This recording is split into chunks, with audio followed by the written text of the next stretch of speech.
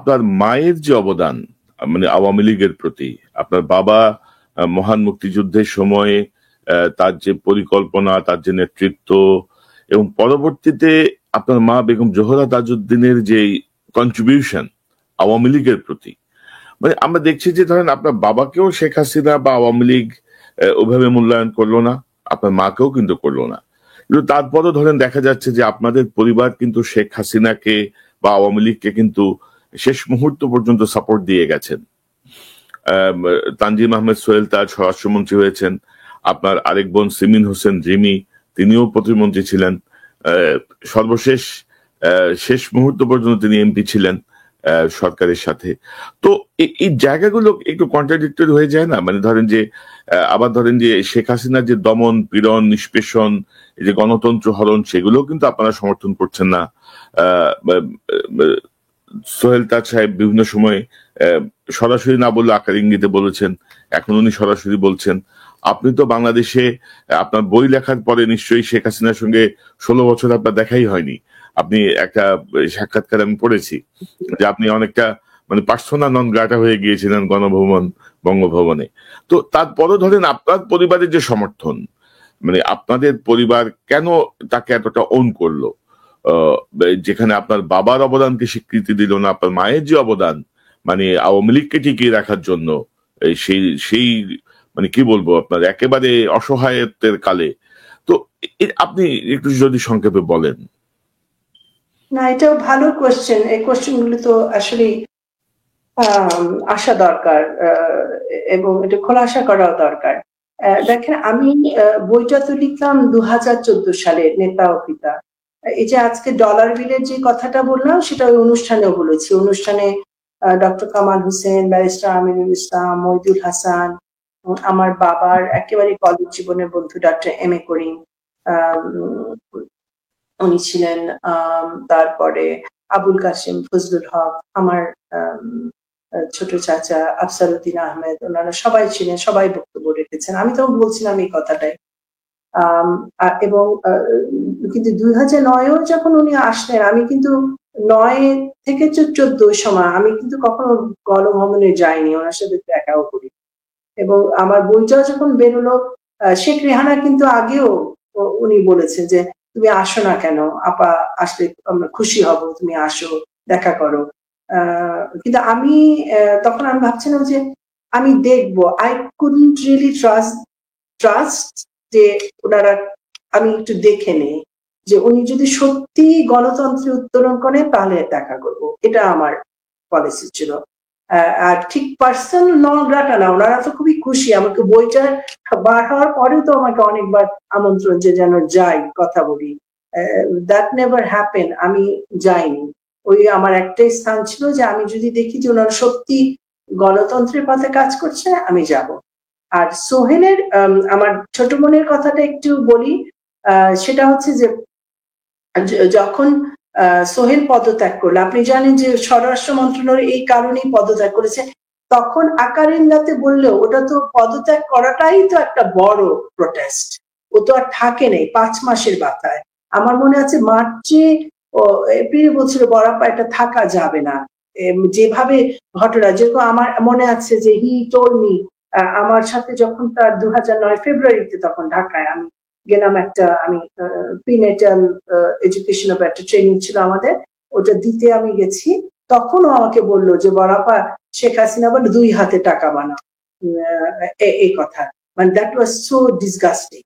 তো ওই সময় সোহেল পদত্যাগ করার পর কিন্তু আমার কাছে আসলো প্রপোজালটা যে আমি যেন এমপি হই, নমিনেশনটা আমাকে দেওয়ার কথাটা আসলো।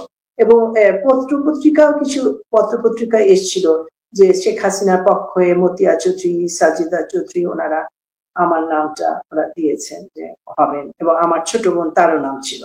কিন্তু আমি যখন ওখানে নিলাম না, তখন তারা হঠাৎ করে কিন্তু আমাদের বাড়িতে চলে আসে। দেখেন, নমিনেশনের জন্য মানুষ কোটি কোটি টাকা দিয়ে নমিনেশন নেয়, কিন্তু আমার পরিবার তো তার কাছে যায়নি। কারণ সোহেল যেখানে চলে গেছে আমি বললাম সেখানে আমি যাওয়াটা সমীচীন মনে করি না, একেবারেই না।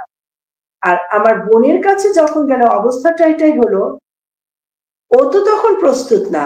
কিন্তু আমাদের কাপাসিয়াবাসীদের তাদের মনে একটা দুঃখ ছিল যে আমরা তাজউদ্দিন পরিবার চাই, এখানে স্থানীয় পলিটিক্সটা অনেক ইম্পর্টেন্ট ছিল, যে ওনারা যদি না আসে আমাদের আসলে কাপাসিয়া সত্যিকার উন্নয়ন হবে না, ওই পরিবারটাকে আমরা ট্রাস্ট করতে পারি।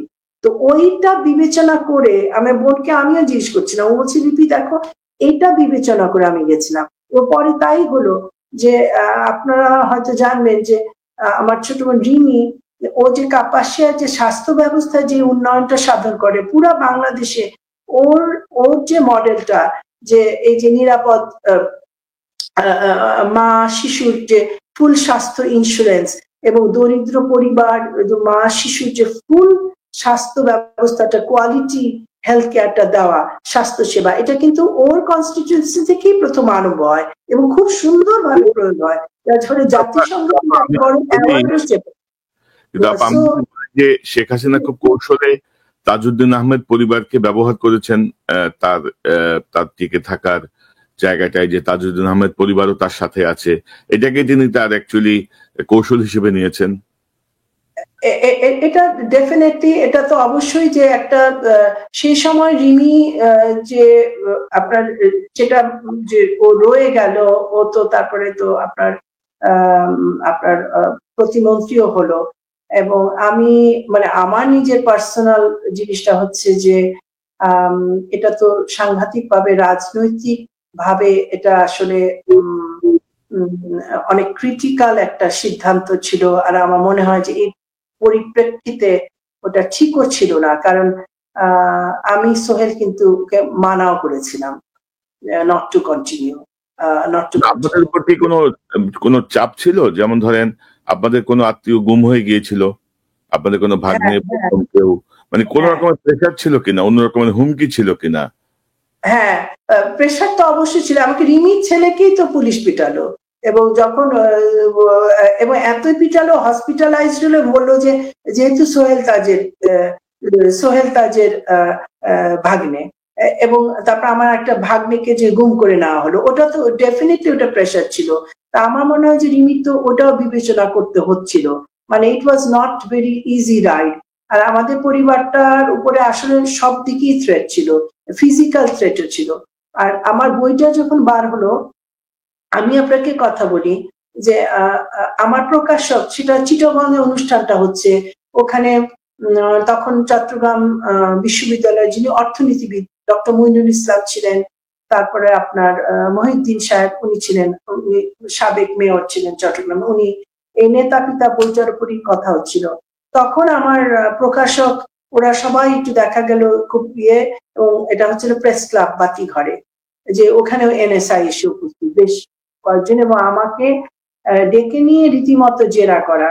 এবং আমাকে ফার্স্ট কোশ্চেনটা যেটা করলো, আপনি যে লিখেছেন যে মুজিব বাহিনীর কথা, আপনি কি করে জানলেন যে মুজিব বাহিনী মুক্তি বাহিনীর সাথে সংঘর্ষ করছিল? আপনার বয়স তখন 11। তা আমি বললাম যে আপনি কি পলাশির যুদ্ধ দেখেছেন, ফ্রেঞ্চ রেভলিউশন দেখেছেন?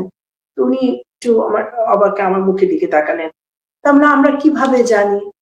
থ্রু রিসার্চ, ওই সময়কার কথা যারা বলেছেন লিখেছেন ওগুলো থেকেই রিসার্চ করে জানি, ওটার জন্য সশরীরে থাকতে হয় না। আর তারপরে এটা থাকলো না, ডিনারের একটা হচ্ছে ডিনার অনুষ্ঠান, ওখানে ওই এলাকা ডিজিএফআই হেড চলে আসলো, এনএসআই হেড চলে আসলো, এবং চিন্তা করে দেখেন ওই সময় আর কি খাওয়া দাওয়া আর কি করবেন, ওরা এসে বসে গেল, না আমরা দেখতে এসছি আমার বইটার পর। তারপরে আস্তে আস্তে করে ওখানেই থাকলো না, যে অনেক অনুষ্ঠানে দেখা গেল যে আমাকে দাওয়াত করা হয়েছে, বইটার পর কথা, অন্য আলোচনা যারা কথা বলবেন, ইনফ্যাক্ট আমাকে চ্যানেল আই এর যিনি তখন ওটার প্রডিউসার ছিলেন, উনি পরে এম্বারাসড হয়ে গেলেন, বললেন যে আপা ওনাদের যে দুইজন কথা বলবেন তাদেরকে আর পাওয়া যাচ্ছে না, মানে ওনারা এখন দিতে পারবেন না, মানে অনুষ্ঠানের ঘন্টাখানেক আগে। তারপরে আস্তে আস্তে করে দেখা গেল অনেক আরো নানাবিধ চাপা সারা, ওগুলো শুধু তাই না, সম্পূর্ণরূপে আমার উপরে আমাকে বানিয়ে দেওয়া হলো জেহাদি। এবং আপনি যদি ৭১ টিভির অনুষ্ঠানটা দেখেন, আমি তখন আমাকে অনেকে বলছে আপনি ৭১ টিভিতে গেলেন কেন, but to tell you frankly, তখন আমার নেতা পিতা বইটা আমি লিখেছি কোস্টারিকাতে, অধিকাংশ লেখাটাই কোস্টারিকা। আমার হাজবেন্ড তখন কোস্টারিকা জাতিসংঘ ম্যান্ডেটেড ইউনিভার্সিটি, তখন vice rector. and that helped me, কারণ ওখানে চারিদিকে মাউন্টেন, প্রশান্ত মহাসাগর, আটলান্টিক, মানে একটা এত সুন্দর একটা পরিবেশ আর খুব স্লো ইন্টারনেট। তো আমি ফোকাস করতে পারছিলাম, আমি জানতাম না, কোনো চ্যানেল ছিল না, কিছুই ছিল না। বইটা যখন প্রকাশ হলো, আমি 71 যে টিভি, ওটাও আমি কিছুই জানি না, কারণ I didn't have any Bangla channel, অনেকটা একটু বিচ্ছিন্ন ছিলাম, ওরকম একটা অবস্থা। তো তখন আমাকে দাওয়াত দিল যে আপনাকে আমরা একটা ইন্টারভিউ করবো আপনার বইয়ের উপরে। তা আমি তো বইটার উপর প্রিপারেশন নিয়ে গেলাম এবং বললো যে আপনি 1 ঘন্টা আগে আসেন, তাহলে আপনাকে যিনি ইন্টারভিউ করবেন সামিয়া জামান, উনি আপনার সাথে আলোচনা করে নেবেন কি কোশ্চেন। এবং আমি আমার ছেলে তাজকে নিয়ে গেলাম, এবং আপনি জানেন যে ওখানে আমরা যখন গেলাম তখন একজনের পরিচয় করলো, বলে আমার নাম মাহমুদুজ্জামান, মাহমুদুজ্জামান বাবু ওনার নাম। উনি 71 টিভির I think owner, main person এখন।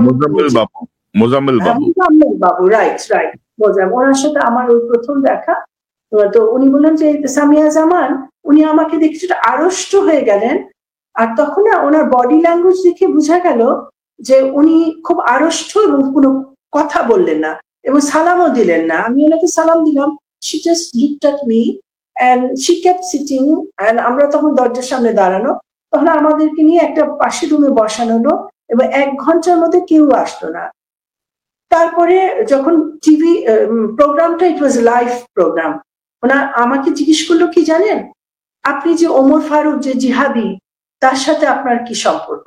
আমরা ওমর ফারুক জিহাদি, মানে কোন আফগান জিহাদি, তার সাথে আমার সম্পর্ক, মানে চিন্তা করে কোথায় তারা নিয়ে যাচ্ছে। তারপরে বলে কি, আপনি তো হ্যাঁ, আপনি তো মুসলিম ব্রাদারহুডের ফ্ল্যাগ নিয়ে আপনি তো ইজিপ্টে চলে গিয়েছিলেন, আপনার হাতে তো ফ্ল্যাগ। তার মানে ওটা তো মুসলিম ব্রাদারহুডের ফ্ল্যাগ না। মনে একটা প্রশ্ন আসছে যে মুসলিম ব্রাদারহুডকে এত বড় সার্টিফিকেট দেওয়ার কারণ কি? এটি কি আমাদের বাংলাদেশের রাজনীতির জন্য? আমি তো আশ্চর্য হয়ে যাচ্ছি যে মুসলিম ব্রাদারহুডের সাথে তো কোনো সম্পৃক্ততাই নেই।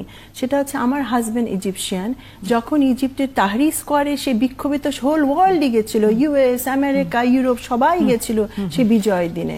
তখন আমি গেলাম আমার শ্বশুর বাড়িতে আমার হাজবেন্ডের সাথে, এবং যে পতাকাটা সেটা হচ্ছে ইজিপশিয়ান ফ্ল্যাগ, সেটার সাথে মুসলিম ব্রাদারহুডের কোনো সম্পর্কই নেই।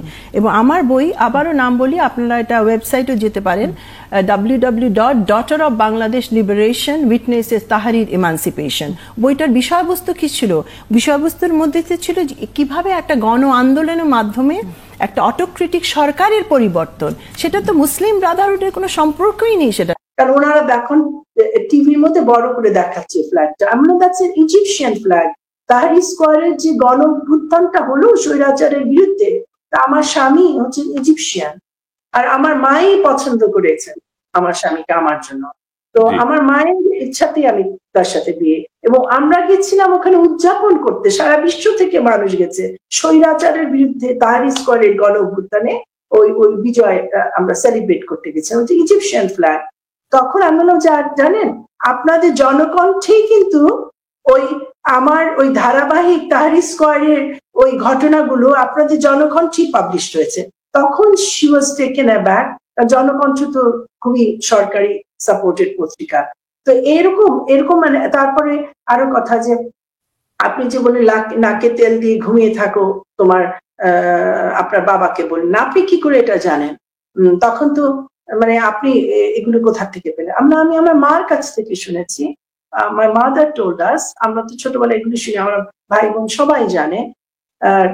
তারপরে একটার পর একটা উনি যখন আরম্ভ করে, আমি খন্ডাতে থাকলাম, তখন উনি বলে আপনি এত বিচলিত কেন? যে তাজউদ্দিন আহমেদকে তো আমরা জানি, আমরা কিন্তু গ্রামের কজন জানে, আমাদের পাঠ্যসূচিতে নেই কেন? ওনারা যে বড় বড় এক একটা সিদ্ধান্ত নিলেন, এক একটা দেশ গড়ার জন্য যে কূটনৈতিক তাদের অর্জন, ওগুলো কোথায়? মানে এই ঘটনাগুলি, মানে এটা আমি একটা ঘটনা বললাম, এমন করে আই কন্টিনিউ। কিন্তু আমার যেটা ছিল যে যেহেতু আমি এডুকেটর, আমার ফোকাস এডুকেশনে, আমি মনে করি যে আজকে যদি আমরা মুক্তি খুঁজতে চাই, এডুকেশনের কোনো বিকল্প নেই।